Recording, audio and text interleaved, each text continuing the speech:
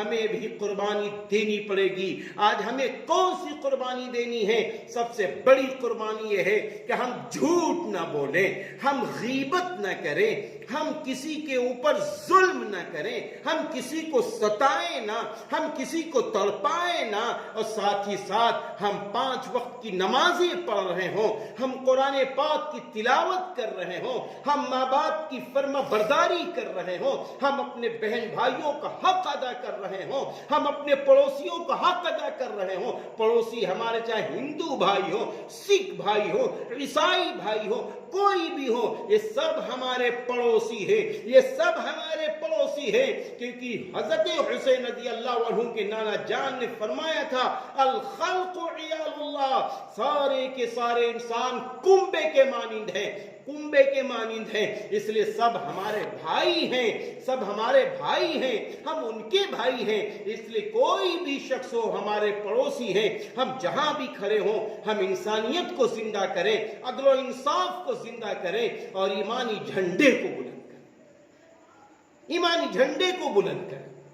اپنی آخرت کی ہر لمحہ فکر کریں، کیونکہ یہ دنیا فانی ہے، کل من علیہا فان، ہر چیز فانی ہے، وَيَبْقَى وَجْهُ رَبِّكَ ذُو الْجَلَالِ وَالْإِكْرَامِ، اور باقی رہنے والی ذات رب کریم کی ذات ہے۔ اس لیے 100 سال 200 سال 70 سالہ جو زندگی ہمیں مل رہی ہے، یہ زندگی ایسی ہمیں گزارنی ہے، ایسی گزارنی ہے کہ جب مرنے کے بعد ہم اللہ کے پاس پہنچے تو میرا اللہ کہہ دے،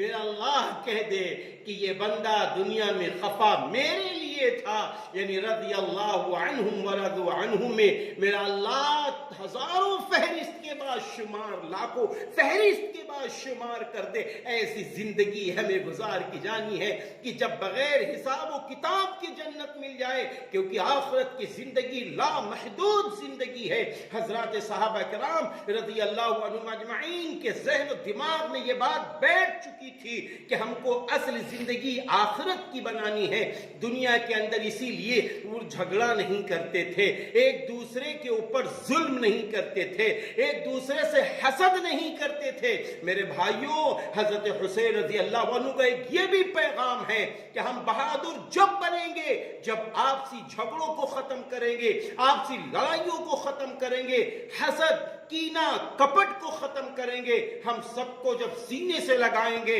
سب سے ہم پریم سے بولیں گے، تب ہم بہادر بن جائیں گے، تب بہادر بن جائیں گے۔ اللہ تعالیٰ نے خود فرمایا ان اللہ یحب التوابین ویحب المتطہرین، یقیناً اللہ توبہ کرنے والوں کو پسند کرتا ہے اور خوب پاک صاف رہنے والوں کو پسند کرتا ہے۔ میرے بھائیوں، والکاظمین الغیظ والعافین عن الناس واللہ یحب المحسنین، اللہ تعالیٰ خود فرماتا ہے اور غصے کو پینے والا اور لوگوں کو معاف کرنے والا، یہ سب اللہ کے پسندیدہ بندے ہیں، اللہ کے چہیتے بندے ہیں۔ آج شہدائے کربلا کا یہ پیغام ہے کہ تم آپس میں نہ لڑو،